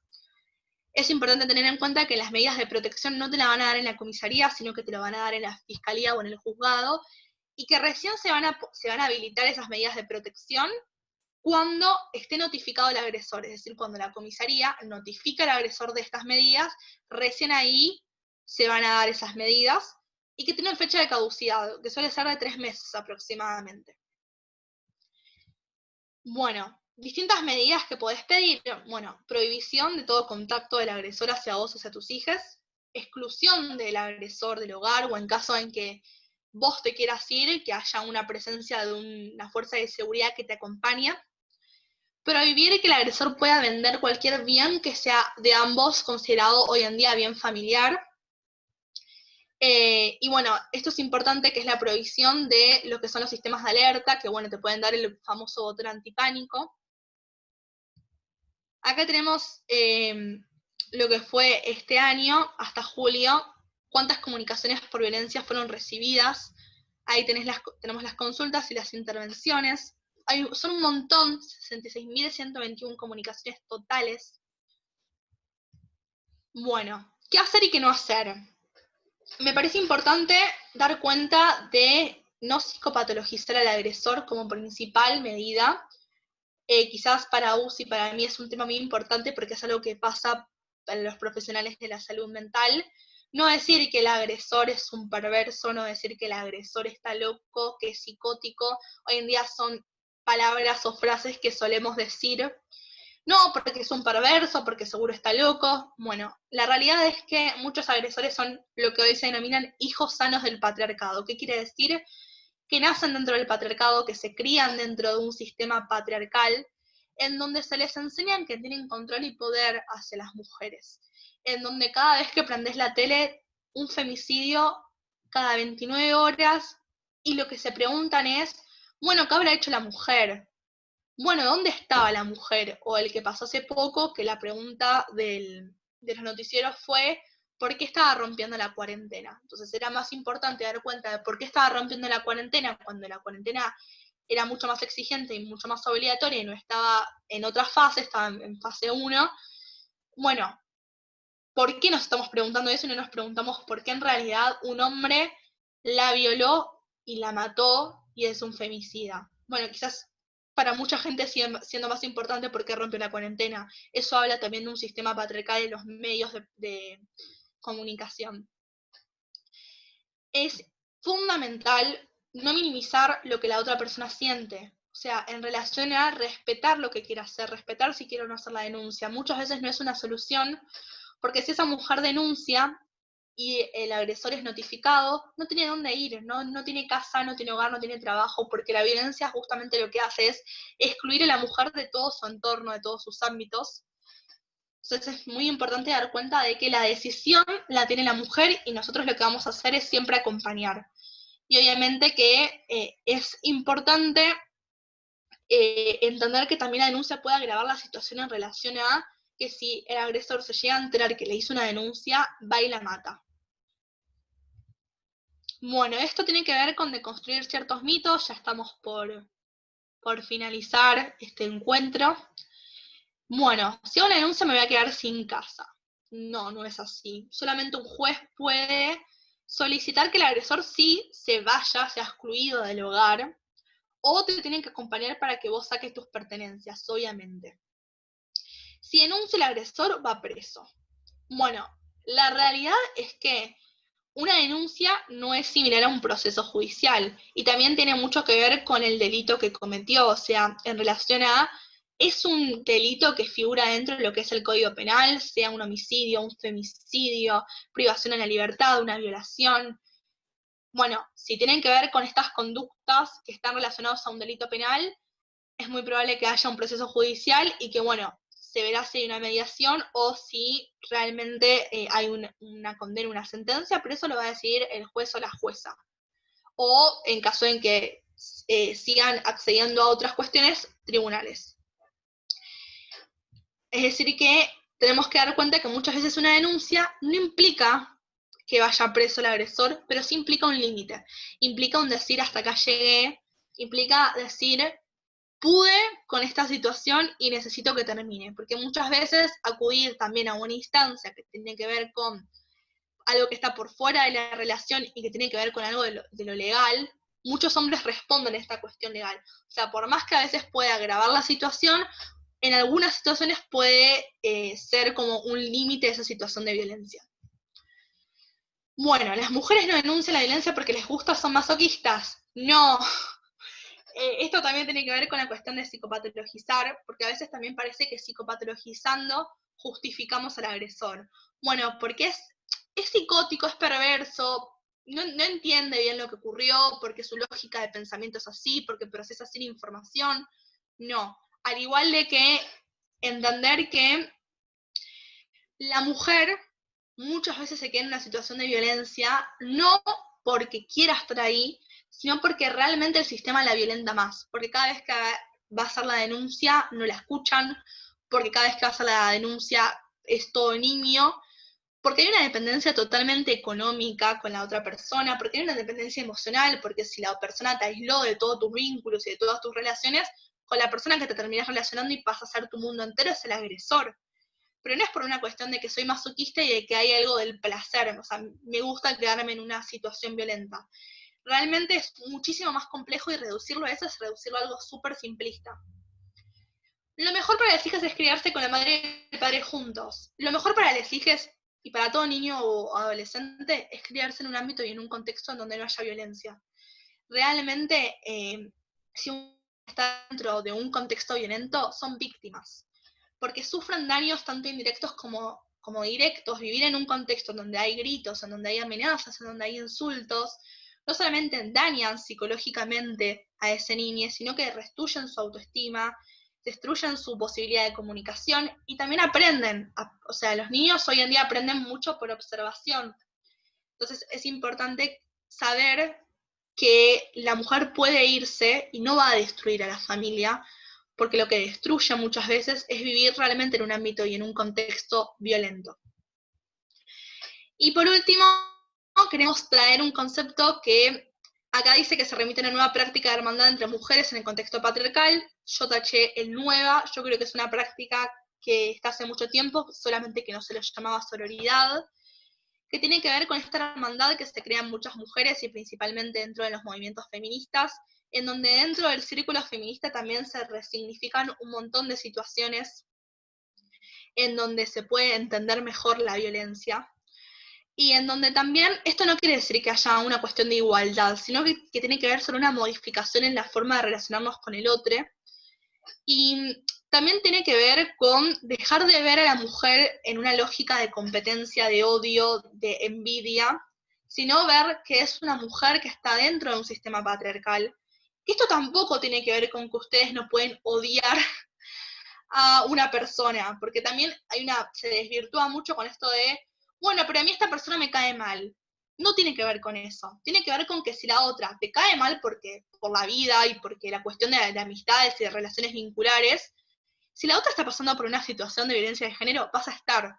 Si la otra está diciendo que tal persona abusó, la violó o pasó por una situación de violencia de género, vas a estar, le vas a creer. Porque hay una cuestión que nos excede en relación a los vínculos, de que es entender que todas las mujeres estamos dentro de un sistema patriarcal y que eso nos relaciona y nos vincula y nos tenemos que apoyar mutuamente porque nos tenemos a nosotras y eso nos está permitiendo hoy en día que todo cambie. Aunque sea niño, todo cambie, en donde se armen redes, en donde se armen espacios, en donde cuando estás colapsado por la maternidad llames a gente que ni siquiera conoces porque quizás la red se creó por un grupo de WhatsApp, por un grupo de Facebook, y la otra persona te diga, yo también, y sentir como un alivio a la carga mental que todo el tiempo nos somete este sistema patriarcal. Bueno, acá terminamos con la presentación. Voy a dejar de compartir pantalla. Bueno.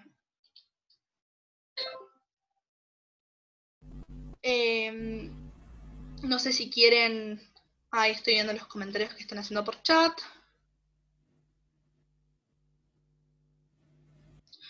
La violencia mediática sí se puede denunciar porque tiene que ver con una difusión de fotos, o sea, tiene que ver con un delito informático, así que se puede denunciar como un delito informático. Me gustó mucho este comentario de María Patricia, que en general la mujer aleja su círculo para no volver a enojar a la pareja por la negación de lo que ocurrió, ese círculo se lo recuerda, y finalmente logra que ese círculo pierda contacto. Es verdad que no hay que alejarse de la víctima conocida, que siempre puede recurrir a nosotros. Suele pasar también de que esto, ¿no? El círculo suele recordarle constantemente la situación, o que la pareja la quiere totalmente alejada y cada vez que te contactás la mujer dice yo no puedo hablar con vos. Bueno, yo no hablo de la insistencia, no es que tenemos que insistir y recordar constantemente, estar, acompañar y saber, estar atentos a ciertas señales y mandar un mensajito tipo hola, o hasta un dedito, tipo como un acá estoy. No es necesario que le mandes un súper texto diciendo yo te entiendo porque estás viviendo violencia, porque a veces ese discurso es intolerable para la situación de la víctima. Y me gustó mucho el comentario de Gladys de no es un enfermo, totalmente no es un enfermo, no tiene que ver con una cuestión patológica. Lastimosamente, lo que nos enferma es el sistema patriarcal, se podría decir, que estamos todos dentro de este sistema. Así que bueno, no sé si quieren hacer algún comentario o si ahí Cami y las demás quieren decir algo. Ahí Cami. Hola chicas nuevamente. Bueno, me presento por si no estuvieron alguna el martes pasado. Soy Torres Camila, licenciada en Trabajo Social, pertenezco a Todos por Sociales, al proyecto de Ojos Abiertos. Quería saber si alguien tiene una Cami, pregunta, habla más fuerte. comentario. ¿Ahí me escuchan? ¿Un poquito más? Ahí. Bueno, nuevamente soy Torres Camila, soy licenciada en Trabajo Social, pertenezco a Todos por Sociales, y no sé si alguien quiere hacer alguna pregunta. Sí, pregunta, comentario, cualquier cosa se pueden desmutear el mic, que siempre está bueno escucharles.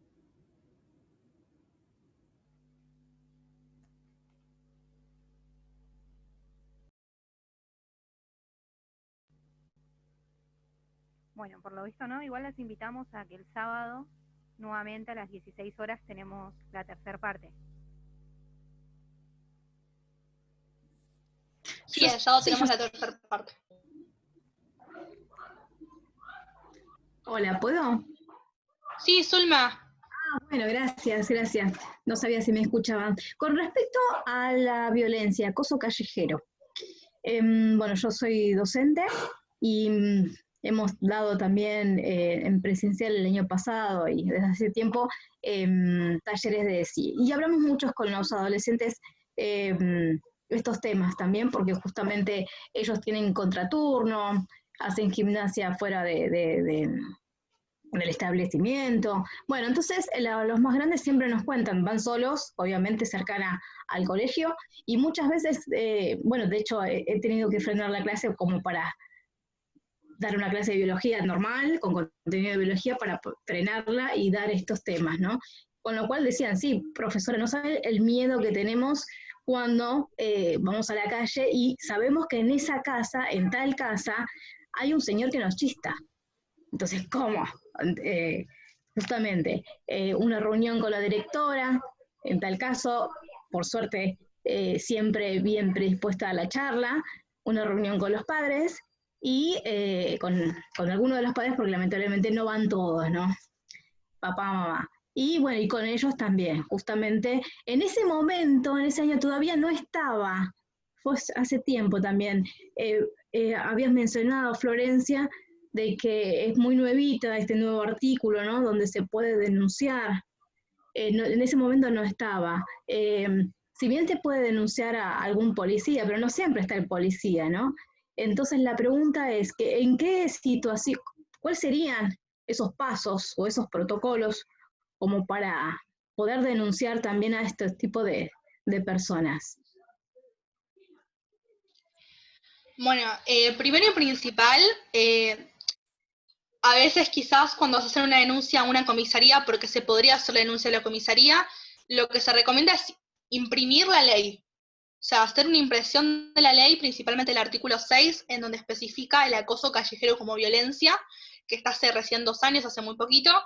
Imprimir la ley porque muchas veces no te la quieren tomar la denuncia. Porque te dicen, ay, bueno, pero es viejo. Tipo, vos pasá, no te va a hacer nada. Y muchas veces no tiene que ver con que te haga algo, ¿no? Muchas veces tiene que ver con que es una situación de violencia y molesta y duele y no la estás pasando bien. Entonces lo que siempre se recomienda es que se imprima la ley, que se vaya a la comisaría y que si no te la quieren tomar, llames al 144 y denuncies la comisaría. O sea, la comisaría que a vos te toca según tu zona.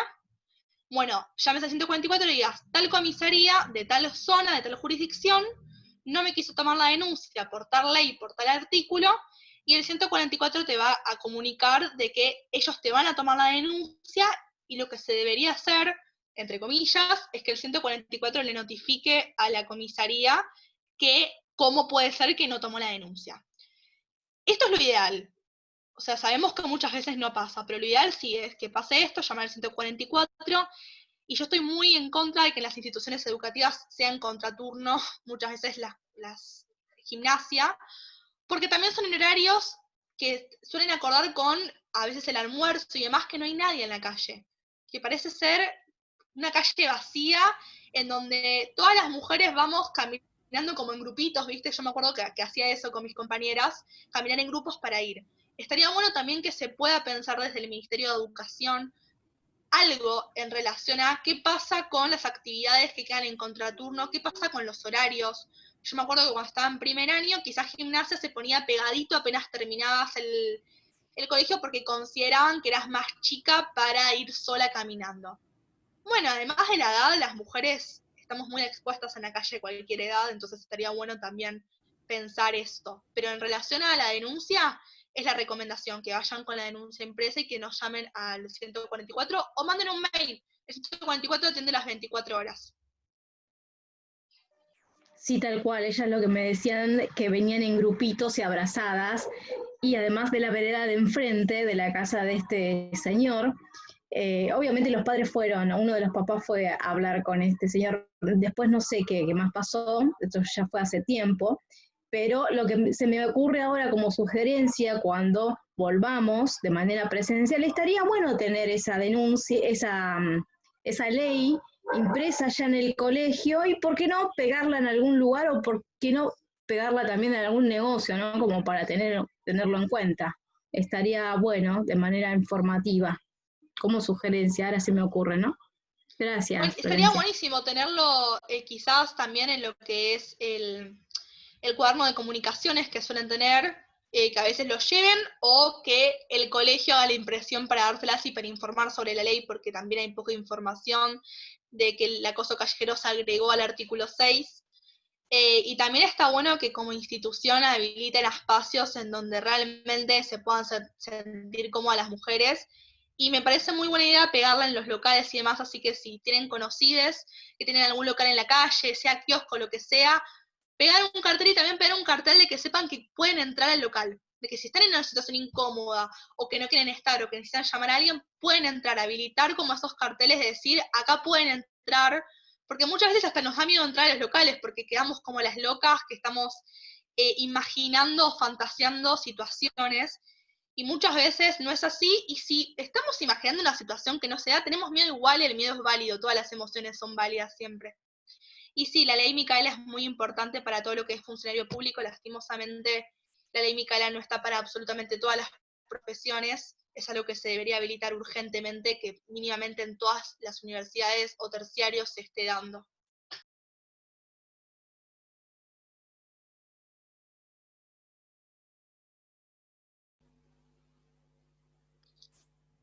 ¿Alguien quiere hacer un comentario más? O no sé si Cami quiere ir cerrando. Y igual los comentarios los vamos recibiendo o nos pueden decir el sábado, no hay drama. ¿Ahí me escuchan mejor? Bueno, de mi parte, muchísimas gracias tanto a Flor como a Agustina y a todos los que se integran, y los estamos esperando el sábado. Muchas gracias. Así es, a la misma hora, el mismo link, ¿sí? Bueno. Las esperamos. Gracias por escuchar. Buenísimo, chicas. Muchas gracias. Maravilloso, chicas. Más que agradecida. Muchas gracias. Gracias a ustedes. Chao, nos vemos el sábado.